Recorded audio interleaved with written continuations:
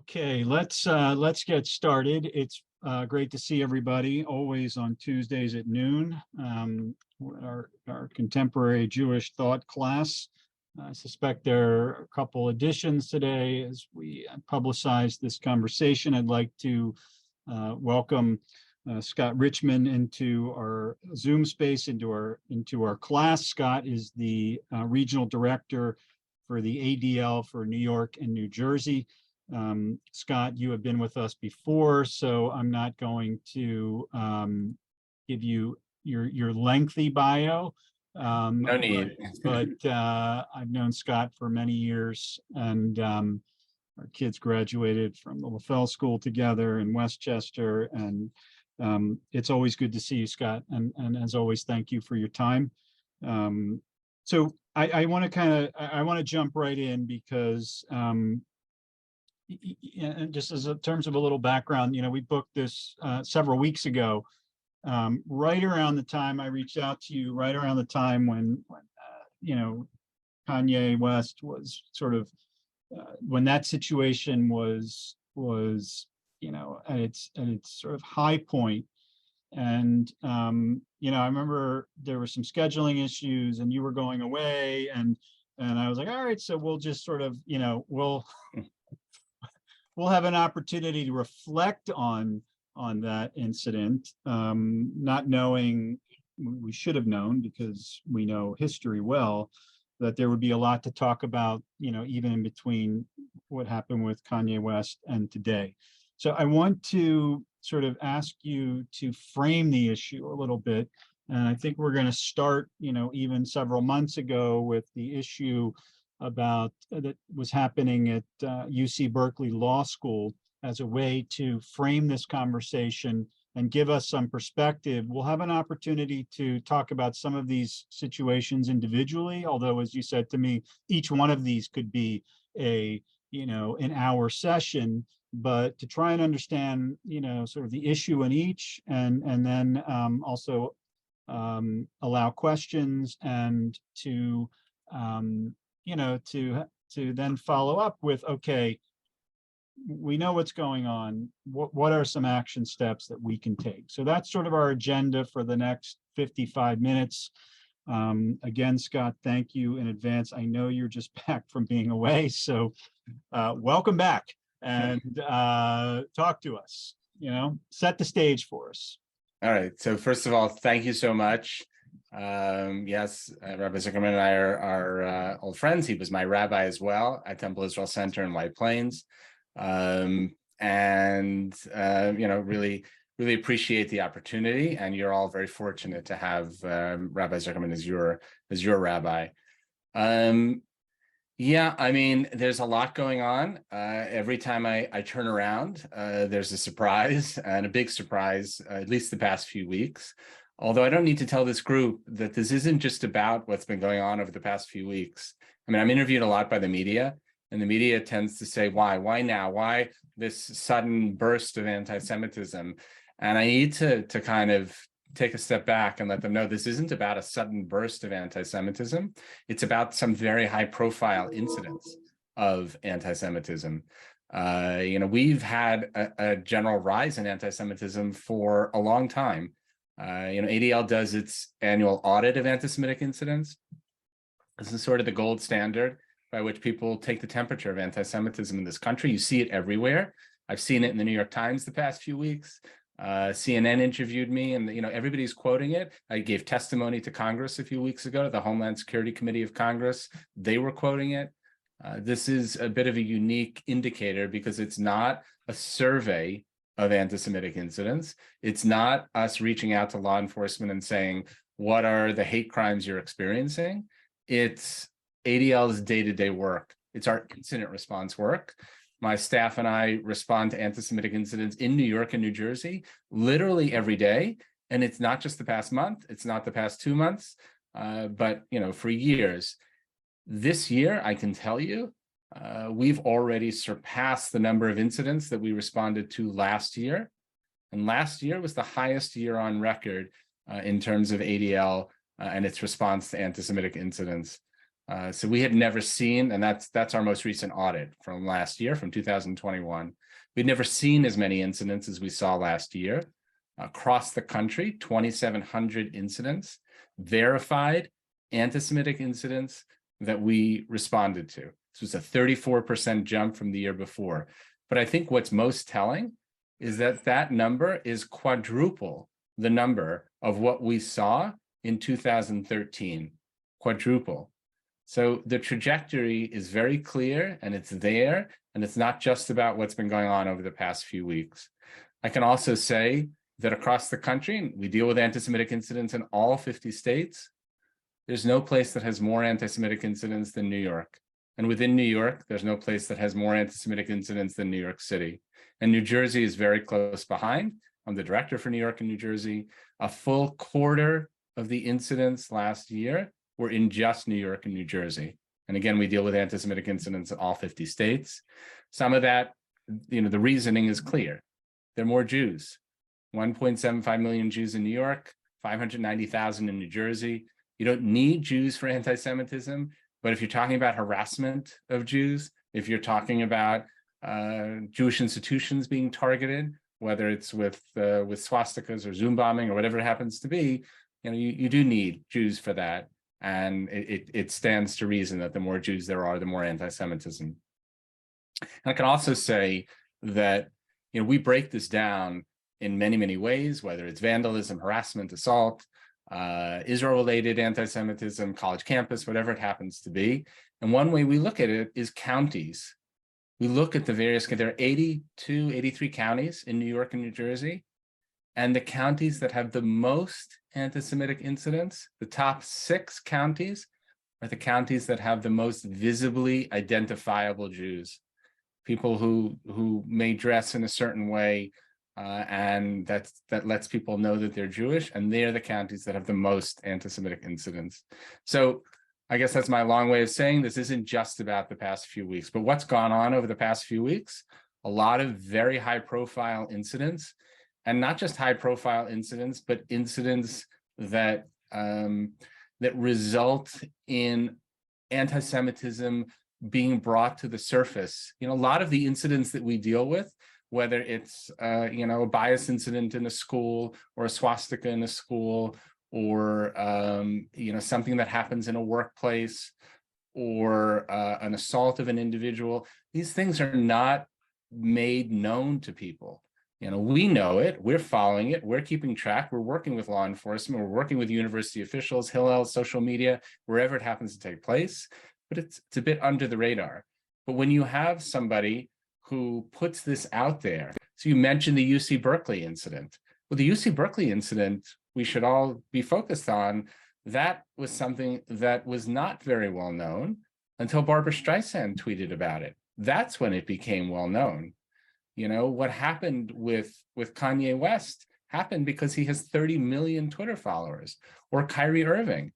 We see Kyrie Irving, he tweets about a movie, a book. That book was nothing. It had came out in 2018. Nobody knew about it. It was totally obscure.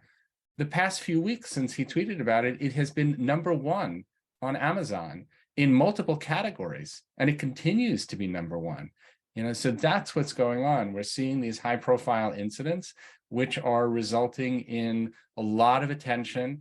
And then you have somebody like Dave Chappelle, who sees that he's a comedian, and he sees that this is the sort of conversation in popular culture, and he brings it to the surface, and it begins to normalize.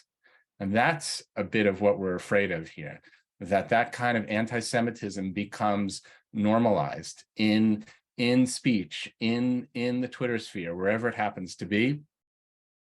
Layer on top of that, Elon Musk and his purchase of Twitter, and his agreement to allow Trump to be replatformed, to allow Kanye West to be replatformed, to not take steps.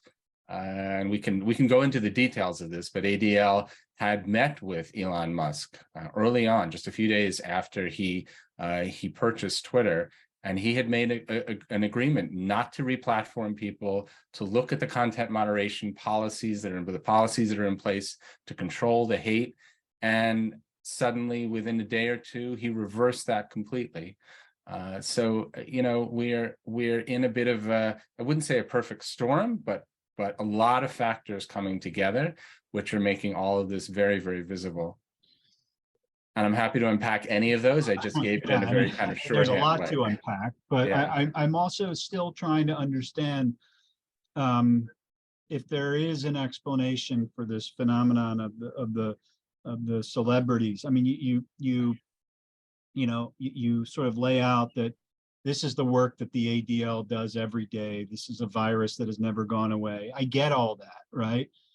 On the other hand, you sort of acknowledge that there's been an uptick, right? I mean, you're seeing higher numbers this year. I forget what the 2013 statistic you put out, but like we're tracking higher.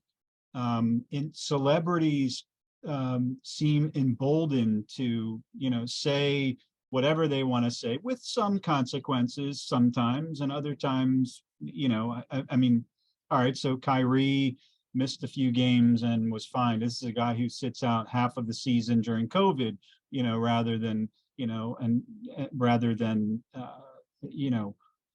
rather than be vaccinated. So I'm not certain 5 games necessarily means anything to him. But why? So what is happening in or do you have a sense, or does the ADL understand what's happening, that this perfect storm coalesces to the point where you just have people tweeting things out that, I mean, there was another incident this past weekend with a Michigan football player retweeting something and immediately got caught. Of course, it was a mistake. I was this, I was that. He's going to go tour a Holocaust museum at the end of the season and we're all good, right? So what is there something in the air that's different from 2013 or last year that's contributing to this? And then I see a question in there. What can we do? We're going to get there. I promise you. We're going to get to the what next, but I want to understand the phenomenon, at least as it's playing out currently, to try and get a better sense. I think that there are a lot of things in the air. Certainly this moment we're in as we were approaching the midterm elections, the polarization in our society, the stress that's on the society at the moment, whether it's COVID or the economy or whatever it happens to be. People look for scapegoats. I mean, I should point out that this isn't just about anti-Semitism. This is about a general rise in hate. Jews don't live in a vacuum. And there has been a general rise in hate against African Americans, against Latinos, Muslims, members of the LGBTQ plus community, Asians certainly.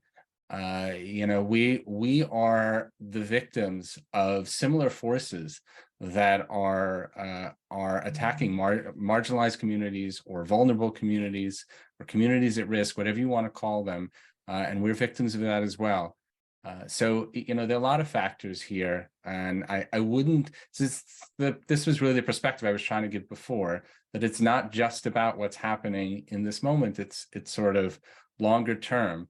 We could talk about social media and the impact of social media on the public discourse, and how this can all get out of hand, and how misinformation and hate can get out of hand. I think it's much more about that than what's gone on over the past few weeks. So thank you for that, Scott. There's a new kind of player in this, and I don't think this got a lot of press, but as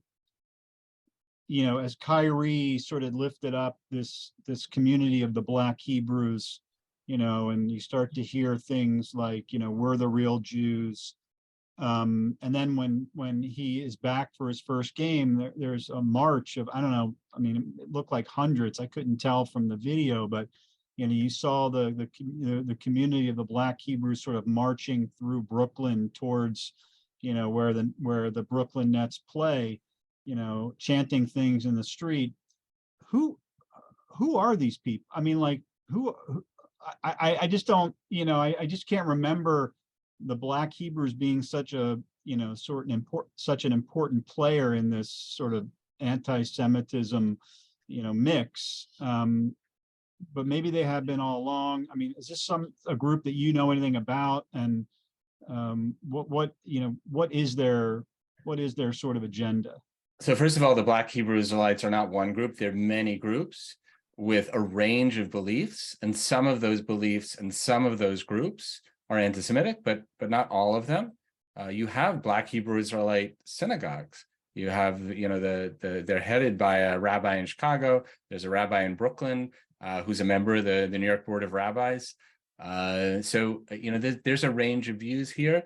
I commend the people listening to our backgrounder on the Black Hebrew Israelites. If you go to adl.org, our website, anything you want to find from ADL is on there. And we have a full backgrounder on the Black Hebrew Israelites and who they are and their range of beliefs. Some of their beliefs are anti-Semitic, like what you said, that Ashkenazi Jews are not the real Jews. The real Jews come from Africa. There's also, and in that film, by the way, Negroes to Hebrews, and the book, there's Holocaust denial in there. There's accusations that Jews were responsible for the slave trade. There's really horrific stuff in there, but this is not everybody. And I think we've all seen on street corners Black Hebrew Israelites for years. And it didn't really go anywhere. But in this moment when things can go viral in that way, especially with celebrities and celebrity endorsements, it has a different kind of impact. And that's why ADL responds differently. I mean, we don't respond this way to your average anti-Semitic incident, and people are sort of leveling accusations at ADL that we're canceling people or whatever, but we need to come down in a very different way, in a very strong way when it comes to people like Kanye West or Kyrie Irving, because they have such a following. So pushing for Adidas to sever ties, or pushing for the NBA to act, or pushing for Joe Tsai, the owner of the Nets, to act, those kinds of steps need to be taken when we see this. You had made another point, and I'm forgetting. All right. So you brought it up. I'm just for people to understand sort of how the ADL works, right? Actually, I now remember my point. Okay, Sorry. No, go ahead. The Black Hebrew Israelites. Look, this is also a group that wants to be visible, and suddenly they see an opportunity to use this to be visible. So here they can come en masse to the Barclays Center, and they know they're going to get covered. They know that they're going to get visibility from this, and we see this with other groups too.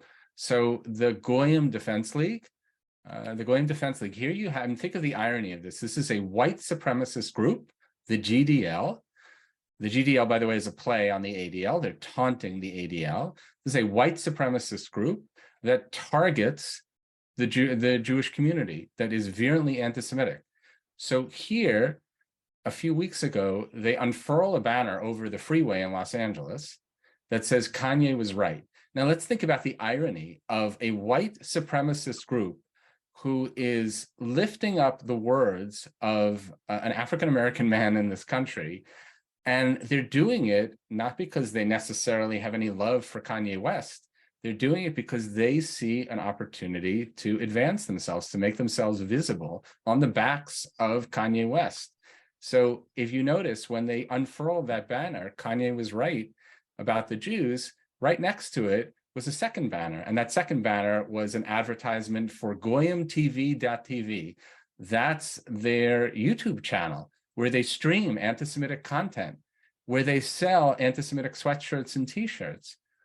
And we saw this, by the way, it was not so well known, but members of the Goyim Defense League unfurled a second banner in Yonkers over the Bronx River Parkway a week later, also not so well known. At the Veterans Parade, there were the same signs could be seen. The Veterans Parade in New York City, the same signs from the Goyim Defense League could be seen. We saw attacks from the Goyim Defense League in Long Island, in New Jersey over the past few months.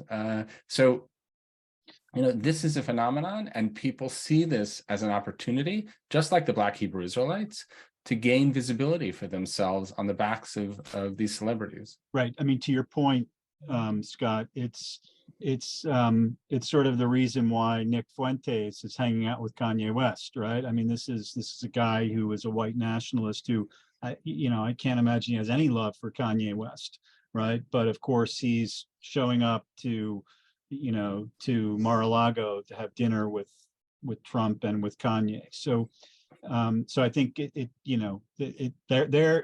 people are wondering how that shidduch happened, right? How that partnership happened, it does feel like a convenient use of Kanye West for Nick Fuentes. I want to. Someone put a question in the chat, and I want to focus on this question for a second, because I was about to ask you sort of how the ADL, right? To use this as a case study, when Kyrie,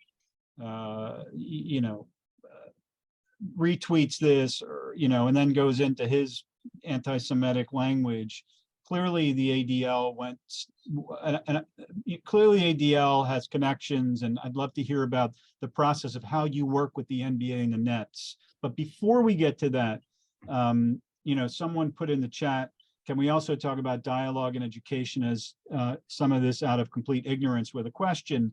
So I want to table the Nets for a second and help us understand, because I know the ADL does a lot of work in this area. How does the ADL work with communities who may not have the kind of exposure to Judaism and the Jewish people, to help them understand, how language can be taken as anti-Semitic, or to understand better the Jewish community, et cetera, right? What's the outreach that's done to some of these communities? So look, probably the most basic and wide-scale way that we do this is our anti-bias work. So ADL is a pioneer in the field of anti-bias work. We are a Jewish organization. Obviously, this has a sort of a Jewish lens through which it's seen, but it's anti-bias. It's broader than that. It's about having respect for other people. It's about celebrating difference. It's about celebrating diversity. This is not a small initiative. This is done in K-12 schools. And last year, ADL conducted this in thousands of schools across the US, touching 4.2 million students. We work in hundreds of schools in New York, in New Jersey. There's more interest for these programs this year than any other year that I've seen. Currently, for example, our No Place for Hate program it just maxed out at 375 schools in New York and New Jersey. Very important. Part of the issue with these kinds of programs is that in the past, people would come to us and say, I'm interested in some sort of program because they had an incident. They had a bias incident in the school, they had a swastika, and they want to use it as a teachable moment.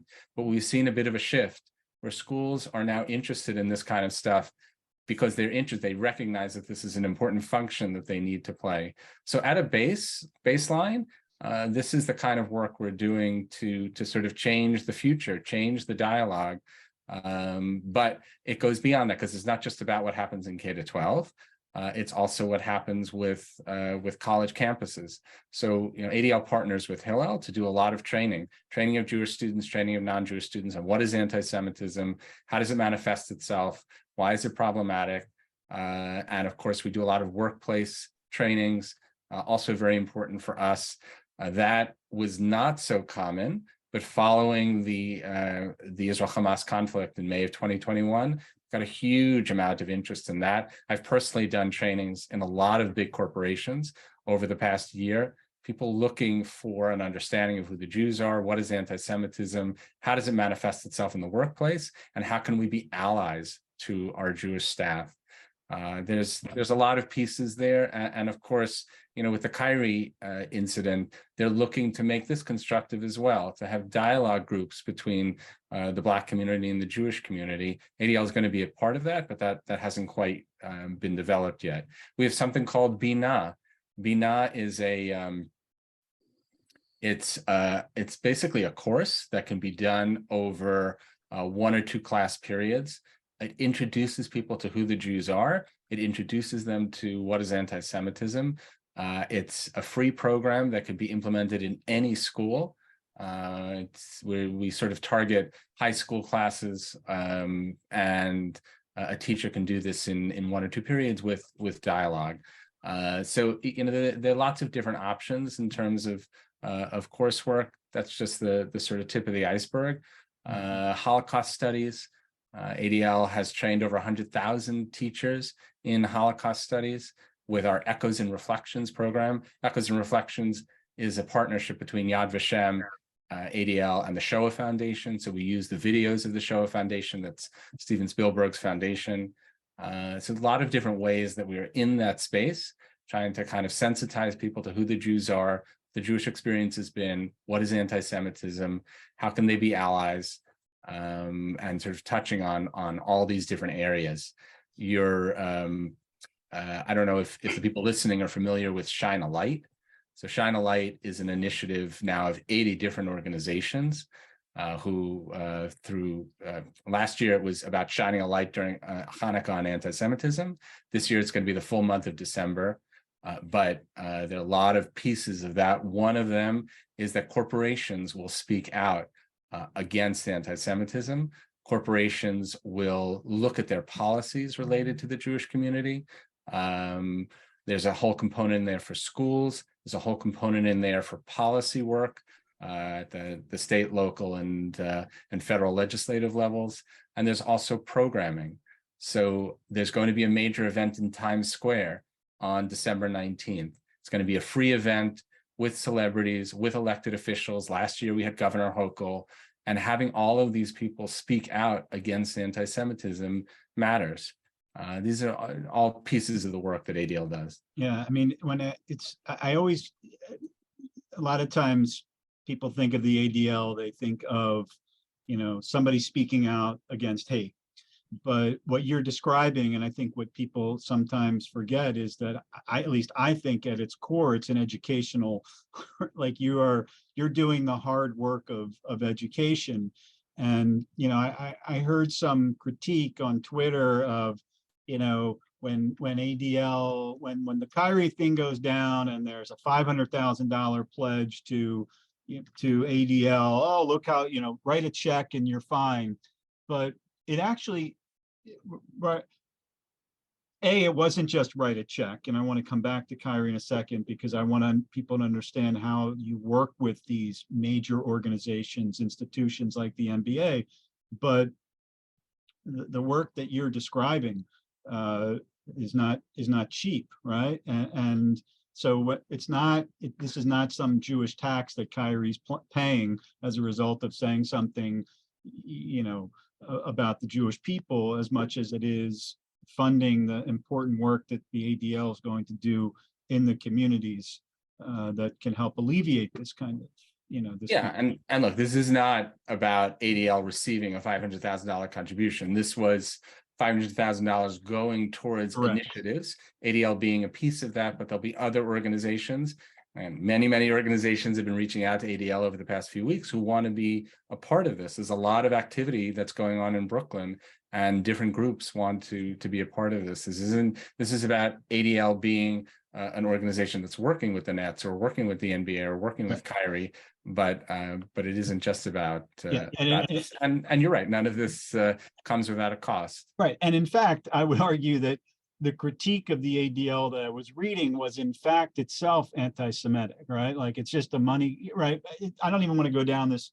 We don't need to the trope of greed and money, and correct. So Jews being in positions of power or influence. Exactly. So we saw with Dave Chappelle and the accusations of Jews controlling Hollywood. Exactly. All right. So there's some other questions I want to get to in the chat, but I do want us to understand, right? Because we shouldn't take for granted that an organization like the ADL has the leverage to get to the NBA and deal with the Nets ownership when something like this happens. So talk us through a little bit of how those conversations happen and what were those conversations, to the degree that you can, right? I'm sure there's all kinds of privacy and non-disclosure stuff around this, but how did that all go down from an ADL perspective? So, I'll take a step back here and I'll say I've been the director here for a little over 2 years. And some of the things that drew me to ADL and that were most impressive to me was sort of ADL's not only work in the trenches, but ADL's voice. ADL has a very, very big voice when it comes to these issues, a voice that everybody wants a piece of. It's also very interesting to me. I've never seen an organization be attacked so much, both from the left and the right, constantly attacked. And I think it's because when you have a big voice like that, everybody wants that voice to speak for their initiative, their way of thinking. When you have a big voice, it also means that you can use that voice in a way to move a conversation along, move an agenda along, and people listen. And I think we should be very pleased and proud as members of the Jewish community that an organization like ADL exists. ADL does not exist in other communities. We're an organization that fights hate, not just anti-Semitism. We take the lead when it comes to fighting anti-Semitism, but we are allies when it comes to fighting other forms of hate. We work really closely with the Asian community, with the Latino community, African-American, LGBTQ+. We just signed a formal partnership with GLAAD, the LGBTQ+ organization. They're going to be embedding a staff member in our Center on Extremism. We do a lot of work with the Asian American community in fighting violence against Asians. People look to ADL to help them because we have so many years of experience. And I think that, that all builds a very, very big voice and a very important voice that people listen to. It doesn't just happen that we can approach a company like Adidas and tell them or say to them that we think you should sever ties with Kanye West and hear nothing for 2 weeks, but then put an incredible amount of pressure on them to do something, and then finally sever a $250 million contract with Adidas. It doesn't just happen that Elon Musk buys Twitter on a Friday, and by Tuesday, ADL and 4 or 5 other civil rights organizations are in the room with Elon Musk, pressing him to take action on the issues on Twitter.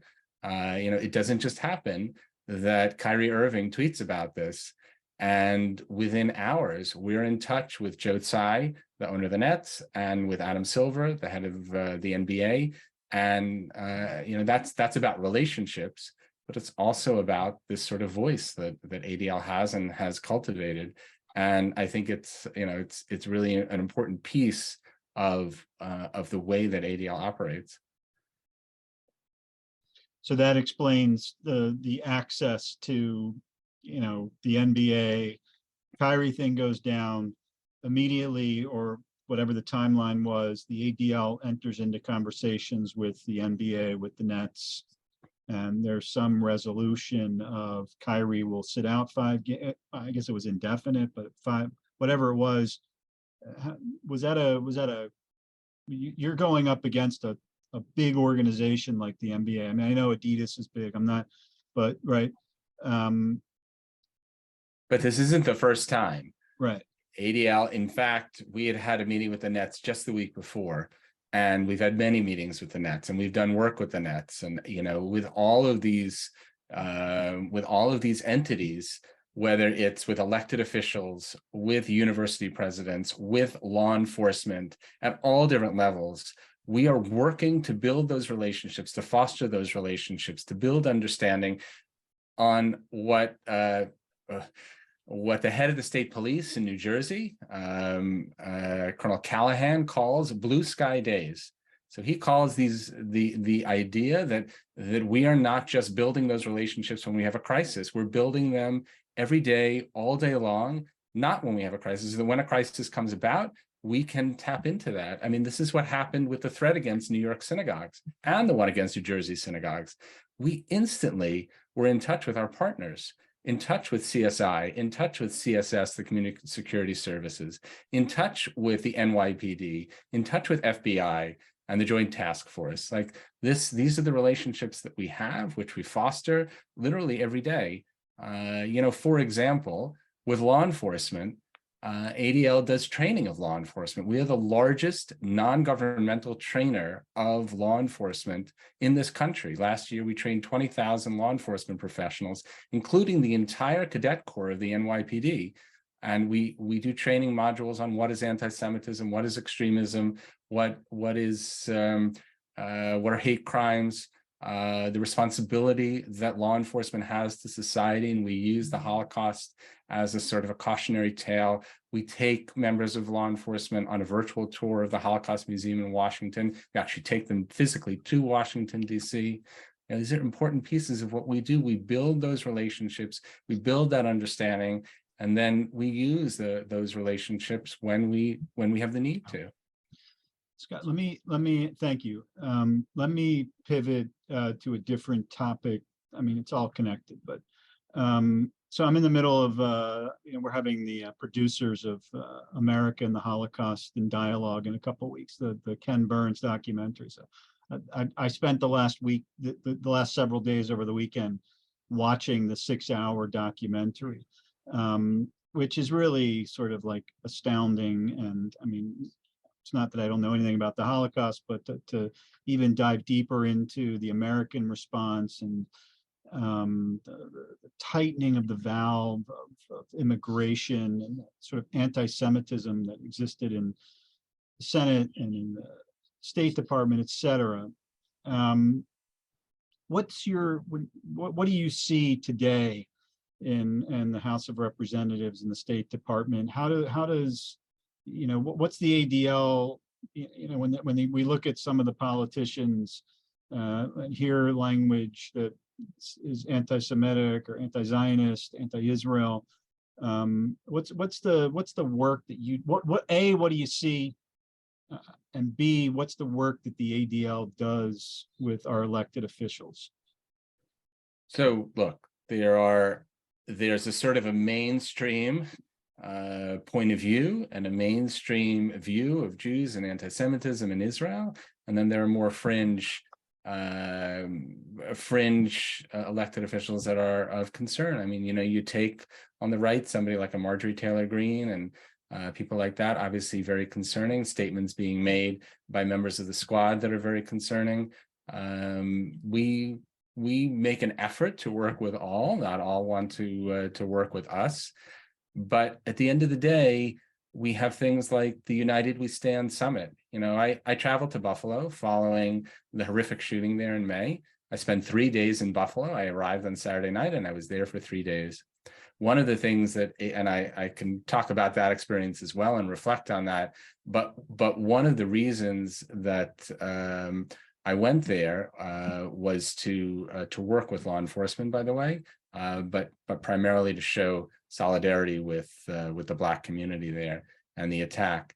But one of the things coming out of that was ADL's call for a summit on hate and anti-Semitism of the White House. And we worked with the White House all summer long. And on September 15th, we held the United We Stand Summit against anti-Semitism, against hate, against extremism.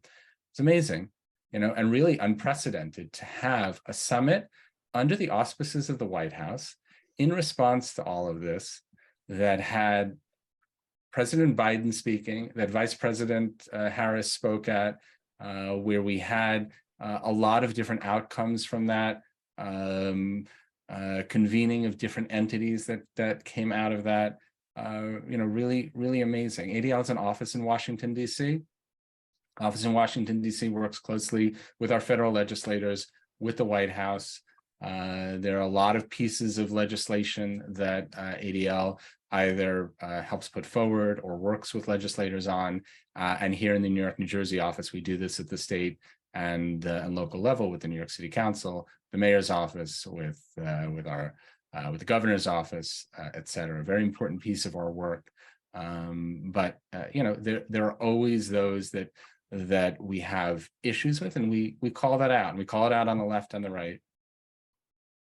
So let's thank you. Let's I'm just looking through the chat. There are a couple of questions we can get to.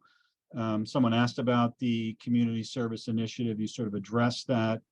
I know also because I was on a rabbi call with you right after the New York City threat that the ADL was on that really early, right? And Yeah, so CSI is an entity that was created by UJA. It's a part of JCRC, Jewish Community Relations Council. CSI stands for Community Security Initiative. ADL works extremely closely with the Community Security Initiative. We have a memorandum of understanding with them, and their analyst, Rebecca Fetterman, who some of you may have seen because she's been visible over this thread over the past few weeks, because she's the one who brought it to the attention of law enforcement. So she is embedded in ADL's Center on Extremism. What does that mean, to be embedded? It means a person who works for CSI sits in our Center on Extremism. Our Center on Extremism is essentially the intelligence arm of the Jewish community, the entity within the Jewish community that is following bad actors through social media. And that's, of course, how they figured all this out, that is supplying tips to law enforcement. Last year, we supplied 1,300 tips to law enforcement. So again, this isn't just about when you have a crisis. This is an ongoing relationship.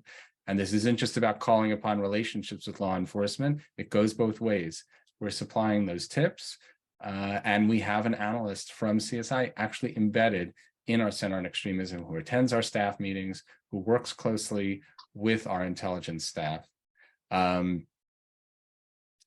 We also work closely with CSS, the Community Security Service. That's the entity that galvanizes and trains volunteers within synagogues. So together, it's a bit of a shield. And that same shield was in operation 2 weeks earlier with the threat against New Jersey synagogues. I think Rebecca may have spoken once with I feel like she's been on a Zoom with us at some point. And it's just I think people probably saw the New York Times article from last week where they were talking about how they discovered this and the scraping of data. It's really extraordinary, the work that they're able to do. So let's shift now in the last 10 minutes or so. I know we have a sense of what the ADL does. We have a sense of the sort of larger perspective of this. What can people like us do, right, in terms of fighting this, of shining a light on it? What are a few thwhat that your average Jew in the pew? We'll stick with anybody really, but we're in a synagogue, you get it. So what can we do? I'm not of the belief that we are going to cure this virus, right? Right. But what are a few tangible things? So look, there are many ways to fight anti-Semitism. First of all, I would put out to this group that you heard me speak a lot about the audit. That audit happens not just because we happen to get wind of an anti-Semitic incident, but because anti-Semitic incidents are reported to our office every single day. So being aware of the fact of how important it is to report anti-Semitic incidents to us is very important, whether it's you or somebody in your synagogue, somebody in your community, or something that happens to your child, your grandchild on a college campus. And it doesn't matter where it is, New York, New Jersey, or anywhere across the country. We have 25 offices. Somebody will be in touch. This is not about hate crimes. This is about hate incidents. ADL keeps track of and responds to anti-Semitic incidents. Majority of what happens to the Jewish community are not crimes. They're hate incidents. So if somebody comes up to you on the street and starts calling you a dirty Jew, that is a hate incident. Nothing will happen to that person. They're not going to be arrested for it, but we try to do something about that, and at the very least, we're keeping track of those. And if we don't know about it, we can't fight against it. So reporting it to ADL at adl.org/report incident, very, very important. And we are a one-stop shop, no matter where it takes place, in the workplace, in the university, on social media. We will work with you. We have our Center for Technology and Society. It's ADL's office in Silicon Valley. And we work closely with Facebook, with Twitter, with Reddit, with all these companies. The people who work in that office have all come from those companies. And again, it's about relationships. They have deep relationships with the leadership of those companies. It doesn't just happen that we get in and have a meeting with Elon Musk a few days after he starts. So really important to report incidents. Second thing I would say is on social media, a lot of people rail against social media and the hate and misinformation that they see on social media, but they don't realize the power that individuals have to do something about that. We've come a long way. You know, on social media in the early years, there was no such thing as a content moderation policy.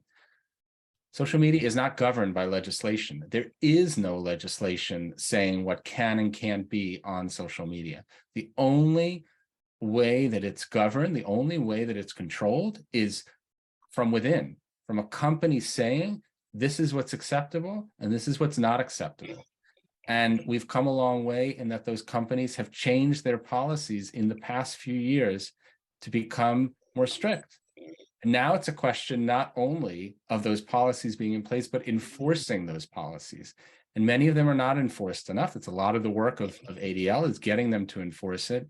But you as individuals can play a role. If you see something on social media that you think should be reported, report it. Nobody wants their account suspended. Nobody wants their account revoked, and they will think twice about what they like, what they comment on, what they share, if they know that somebody's watching. And that's really, really important. On Facebook, for example, you can go to the three dots on the right side of any post, click it, and just fill out a very simple form that you want to report it. And if you're not getting satisfaction, you can send screenshots to ADL.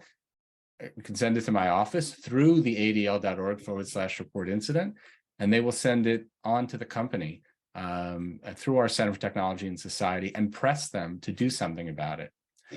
Third thing I would say is making sure that that our leaders are speaking out about these issues, whether it's our elected officials, whether it's our university presidents, whoever it happens to be, so critically important. You raised at the top of the conversation the issue of Berkeley. Now, there's a lot that was talked about with the Berkeley Law School and the Muslim student organization that stepped forward and said, we condemn Zionists and Zionism, and we don't want anybody to have anything to do with Zionists or Zionism. And we're going to reach out to our fellow organizations and ask them to make the same pledge. And they got however many it was, 9 or 10 organizations of the 90 on campus to do that. The problem, of course, is that vast majority of American Jews see Israel as a piece of their identity. And when you're banning Zionism or Zionists, you're essentially banning the vast majority of American Jews. And what ended up happening was not just that there was an outcry, but there was an outcry from one very important individual, and his name was Erwin Chemerinsky. Erwin Chemerinsky is the dean of UC Berkeley Law School. And he stood up and he said, I am a person who is deeply critical of the state of Israel. And I'm a person who believes deeply in free speech, but I'm also a Zionist. I'm also a Zionist because I believe in the right of the state of Israel to exist and that it's legitimate. And what you're saying is that me, as the dean of the law school, would not be welcome at your event, at the Muslim student event, at the Asian student event, at the African-American student event, because these were the organizations that signed on to that pledge. That had more power than any of these other statements when he not only stood up and used his bully pulpit to say something, but to say it in such a way to say, I'm a Zionist, although I am deeply critical of the state of Israel, he said. That's the third thing. Fourth thing I would say is education. So I spoke before about all of these programs that we have in the schools. We are not in many, many schools, though. I mentioned 375 schools. That's a lot, but there are many, many more schools. There are 1,600 schools just in New York City, not to mention all of New York State or New Jersey or across the country. If you know a teacher, if you know an administrator, let them know about these programs. English, math, reading, science, all very important, but it's also important to teach young people how to respect one another. Many of these programs are free. Content that we have on our website is free. It's paid for by our donors. And I think schools should be taking advantage of them. So that's a fourth thing you can do. Obviously, you are already a signature synagogue. Signature Synagogue program is ADL's program where signatures have formed a partnership with ADL, a formal partnership. This program that we're doing right now is a piece of the Signature Synagogue program. And that's a big step that Park Avenue has taken, along with 45 other synagogues in New York and New Jersey. Rabbi Zuckerman sits on our Rabbinic Advisory Council as well, another piece of who we are and what we do. So, also very important. We just had our Never Is Now conference. Never Is Now is ADL's summit on anti-Semitism and hate. My colleagues across the country are jealous of me because that takes place at the Javits Center. We had 2,000 people who attended in person, and we had another 7,000 or so who attended virtually. Most of my colleagues and their constituents, they have to attend virtually, but all of you can attend live. It just happened. Sign up for it next year, but it's all available online on YouTube. You can watch the sessions. You can watch the Adidas CEO and president speak. You can watch Mayor Adams, who opened it. You can watch Liz Cheney, who was in conversation with Abby Pogrebin, who some of you may know, a bit of a celebrity figure herself in New York Jewish circles. Is a fantastic conversation with her. You can watch Jonathan Greenblatt's State of Hate speech. You can watch a good number of the sessions. There were a lot of workshops and plenaries and workshops and panels. So also very important.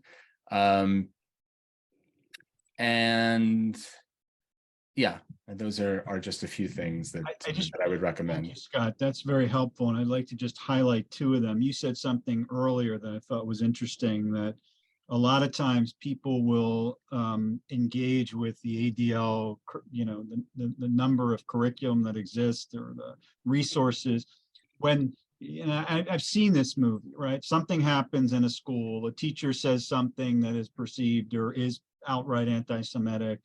The ADL is called, and then there's then there's some program, right? As opposed to the sort of proactive, like, this is just who we are. We are going to teach, we're going to teach these curriculum, and we're going to, sort of nip some of this in the bud, or to the degree that we can.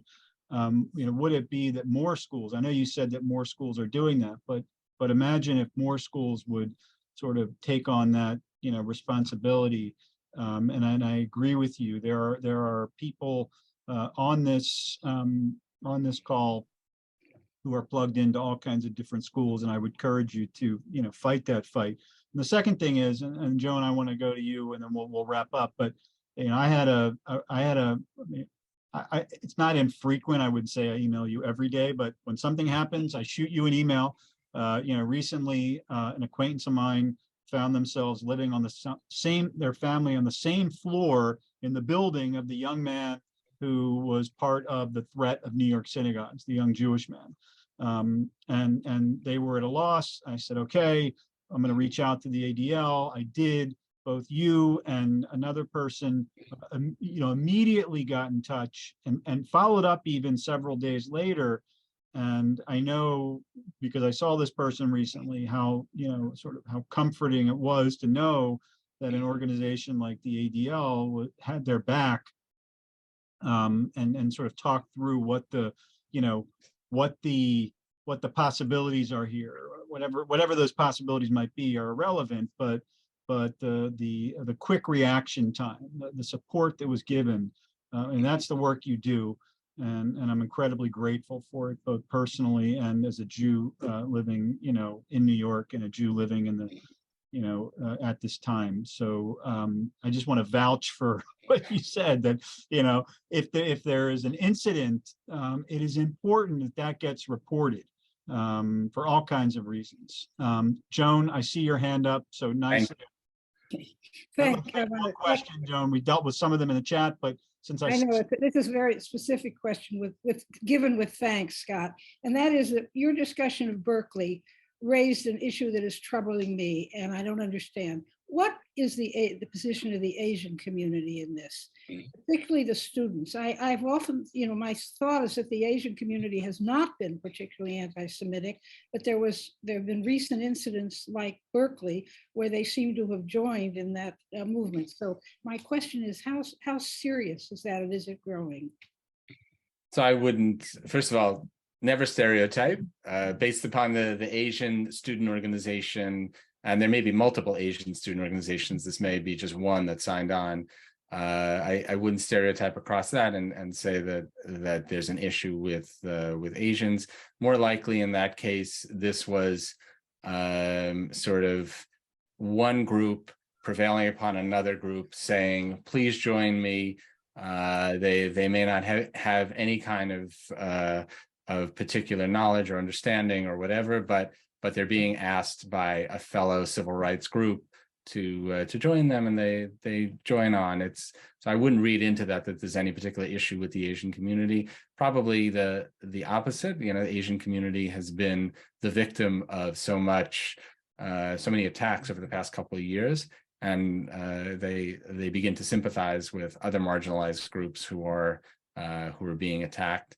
ADL, as I say, works really closely with them. I can give you a good example of that. Something called the Asian American Foundation. Asian American Foundation was created in the wake of the uptick in violence against Asians. ADL, from the start of that organization, was working closely with them, so much so that Jonathan Greenblatt, our CEO, sits on their board, and he's the only non-Asian founding member of the board of the Asian American Foundation. And likely there's going to be even more movement on that front going forward. I don't see any particular general issue with any community, because I get a lot of these questions, not about the Asian community, but about the Black community. Many people question sort of where the Black community is at. And again, I don't stereotype across communities. There are individual incidents, there are concerning groups, there are concerning incidents, but I don't see any particular widespread antipathy towards Jews or hatred of Israel or anything like that from one particular community. Thank you. Scott, we're going to wrap up, but the work continues, and we all want to thank you for being on the front lines of this fight and doing the sacred work that you do. I know this is not the last time that we will be in dialogue. Always look forward to seeing you, and thank you for sharing your insights.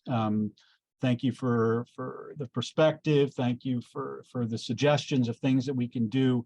And if people have any further questions, you can certainly reach out to me, or you can reach out to the ADL. I want to thank everyone for joining us. Scott, welcome back from vacation. Thank you. It's back to work. All right. Yep. A lot of work to do. All right. So we'll see you soon, and love to the family. All right. All right. Thanks so much. Thank you very much.